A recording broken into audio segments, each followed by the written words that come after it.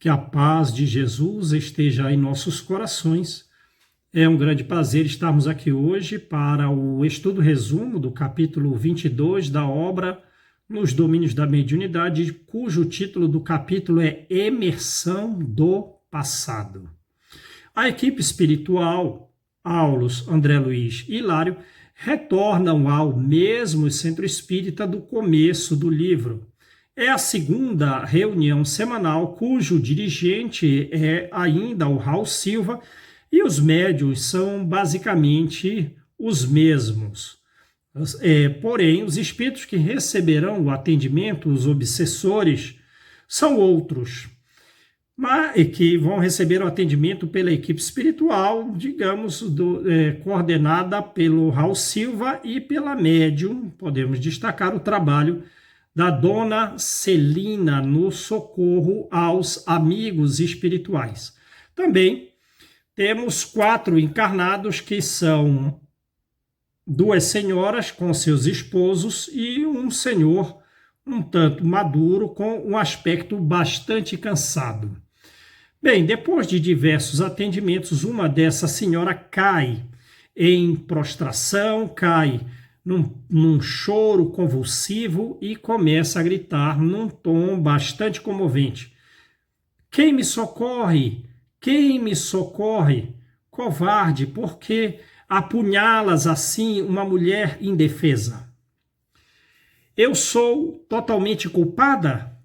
O meu sangue será a sua condenação", né? E o Raul Silva, com toda a sua manifestação amorosa, toda a sua manifestação de extrema humildade, de elevado carinho, ele diz a ela 4 coisas, né? De começo, no diálogo que ele está traçando, e vai conversar com ela, tornando-a melhor até o fim do capítulo. Mas ele começa dizendo que, irmã, chamando de irmã, o perdão é o remédio para a alma doente. Não se fixe no desespero. É a segunda coisa que ele fala. Porque o desespero absorve as nossas energias. Esqueça as ofensas, porque guardá-las é armazenar sombras, né? Esqueça o mal para que brilhe em vós um pouco da felicidade. E aí ela começa: esquecer nunca.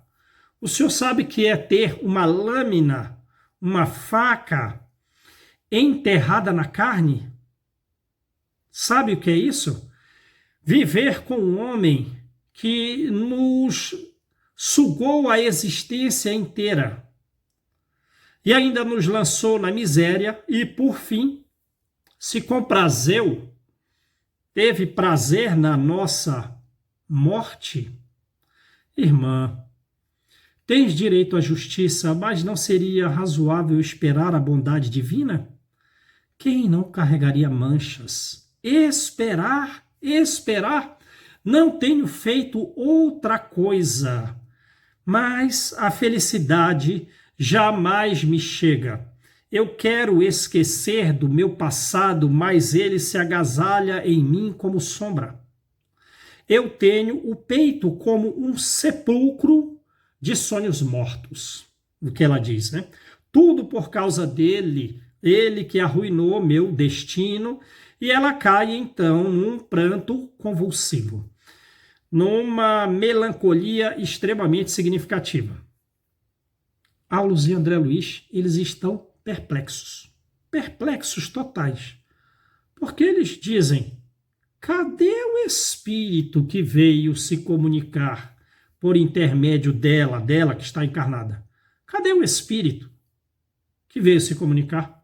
Não tem nenhum espírito com ela. Tem aquele senhor ali desencarnado, ali aqui do nosso plano, que quando ela se manifestou, deu para perceber o entristecimento dele, mas ele não está influenciando. E nós também não vemos sobre ela os fluidos teledinâmicos, quer dizer, ela não está recebendo pensamentos de espíritos que esteja ausente naquela, de algum espírito que esteja ausente naquela reunião mediúnica. Ela não está recebendo. Então eles estão perplexos. Onde ela está tirando essa comunicação?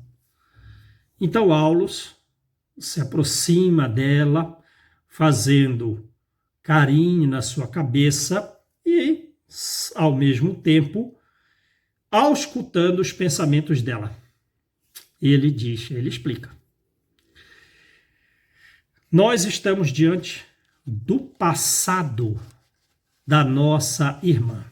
Essa amargura, esse rancor, essa personalidade distinta, surge tudo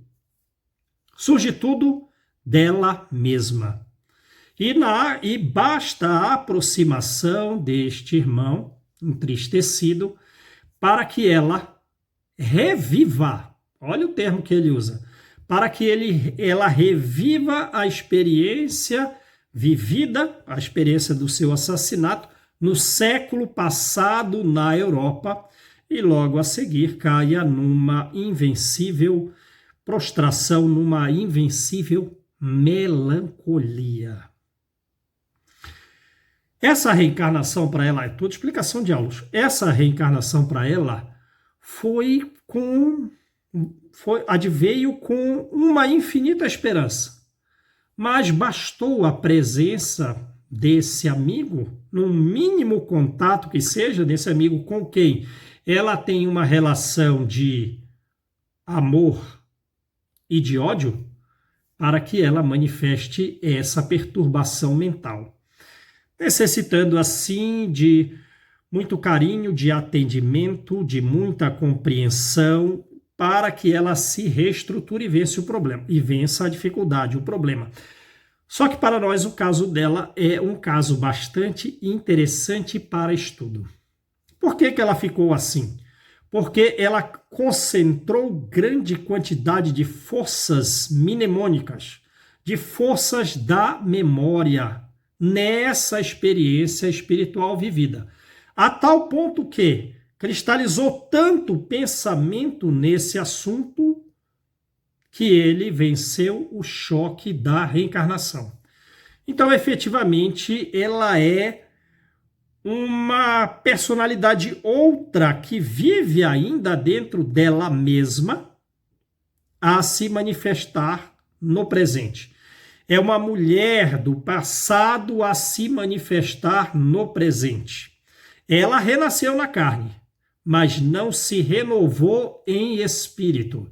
É uma pessoa do passado a se comunicar no presente. É o que todo mundo conhece com o nome de animismo, né? A manifestação do próprio médium. O próprio médium a manifestar um arquivo do seu subconsciente que venceu o episódio da morte, né? Então, e muitos dizem, isso é uma mistificação, quer dizer, uma espécie de ilusão, uma enganação do inconsciente ou do subconsciente. E Aulus não concorda. Ele diz que não, né?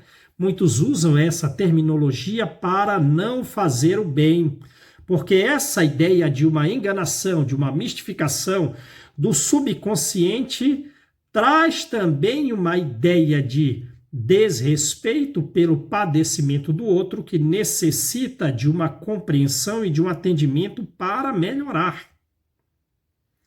Essa terminologia impede que se faça o bem de forma adequada. Traz um pouco de desrespeito ao padecimento alheio, né?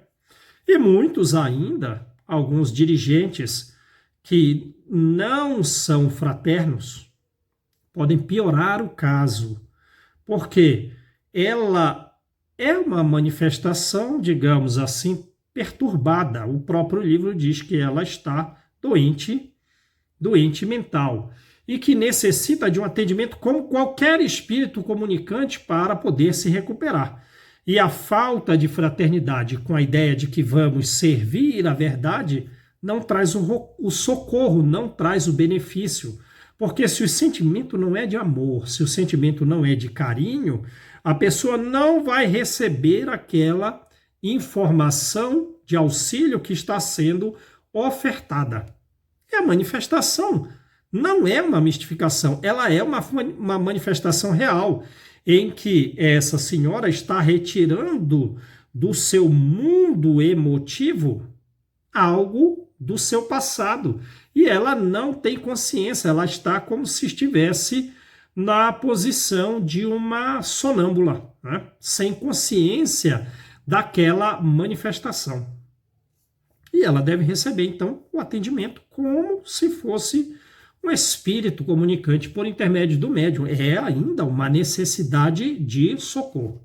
Ainda bem que o Raul Silva é extremamente amoroso, humilde, carinhoso, e ele está captando adequadamente os pensamentos de auxílio do mentor espiritual da reunião mediúnica, de forma que ele se torna um enfermeiro extremamente útil. Ela é médium? Essa senhora é médium? Ela é médium, mas é um médium como vaso defeituoso, necessitando primeiramente de um conserto para depois servir na mediunidade. E o que é mais impressionante, Aulus diz o seguinte: ela representa a situação de milhões de pessoas. De milhões de pessoas. Quantos? Aí ele exemplifica, traz 3 exemplos e tira uma conclusão muito útil para nós. Quantos mendigos não estão se manifestando como se fossem fidalgos e que foram efetivamente fidalgos no passado? Quantas pessoas vivendo extremas dificuldades, problemas muito significativos e dores, porém com manifestação do mesmo orgulho que tinham e vaidade que tinham em vida anterior. E ele diz: quantas pessoas carregam quistos de agressividade e ódio pelos seus próprios parentes que foram adversários em vidas pregressas. E conclui ainda: nós próprios devemos ter cuidado, porque o não esquecimento do mal pode nos levar a essa manifestação anímica, que é uma perturbação mental impeditiva do progresso e do alcance, portanto, da felicidade. Então vejam, mesmo que sejam males de vidas passadas que nós trazemos, das ofensas que recebemos aos outros e também nós ofendemos, se trazemos esses quistos de vida passada, e às vezes temos os conflitos familiares refletindo justamente esse episódio, isso dificulta o nosso progresso. Se ocorrem ofensas atuais e nós não perdoamos essas ofensas atuais, carregamos a perturbação mental para depois dessa vida, para a próxima vida. Então, a necessidade de esquecimento do mal para a construção da nossa felicidade é fundamental. Então, Raul Silva, inspirado, tinha condição, pelas suas características intelectos morais, amoroso, de receber a inspiração do mentor da casa, convida a senhora para fazer a prece, para fazer como prece a oração dominical. Pede aos céus, ela está orando com ele, a bênção do esquecimento do passado. E então, ela vai, nestes atendimentos, melhorar pouco a pouco e pode até no futuro tornar-se uma médium efetivamente médium, não mais manifestando um fenômeno anímico no centro espírita. E depois tudo, então, ao fim da oração, ela se acalma, volta a si, né? Volta às responsabilidades da reencarnação atual, está melhor, mas não sem algum sofrimento, ela volta a esse estado com algumas lágrimas e é então atendida. E logo mais a equipe espiritual, outra pessoa, entra em transe, vai trazer uma outra manifestação, necessitando da equipe espiritual auxílio e estudo. Então este é o capítulo 22 do livro Nos Domínios da Mediunidade. Que Jesus nos abençoe.